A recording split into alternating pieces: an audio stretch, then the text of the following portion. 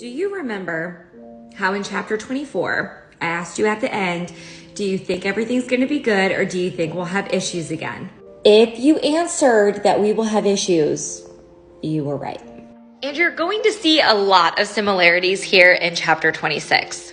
1 Samuel chapter 26 starts with someone telling Saul where David is hiding.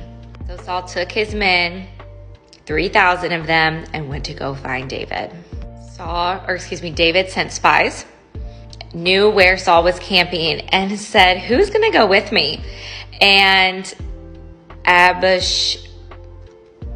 don't know who went with him, but he said, I'll go with you.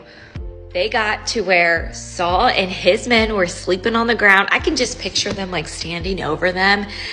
And David's friend is like, okay, like the Lord handed you over his enemy. Like, let's do it. And David said, don't destroy him, for who can lift a hand against the Lord's anointed and be innocent? So David took the spear and the water jug by Saul's head, and they went on their way. No one saw them. This is verse 12. No one knew, and no one woke up, and they all remained asleep because a deep sleep from the Lord came over them. Then David started shouting to the troops, and Saul recognized David's voice. He was like, is that your voice, my son David? David's like, yeah, it is. What have I done? What crime have I committed? And Saul responds, I have sinned. Come back, my son David. I will never harm you again because today you considered my life precious. I have been a fool. I've committed a grave error. So again, a confession. So David's like, here's your stuff back, man. I mean, this happened again.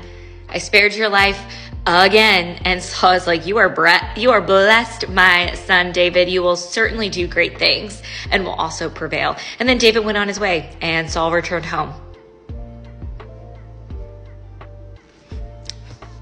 And I'm like, I'm sitting here thinking, okay, come on, Saul, like we're making the same mistake over and over and over again, but don't we do the exact same thing? Over and over again, over and over again.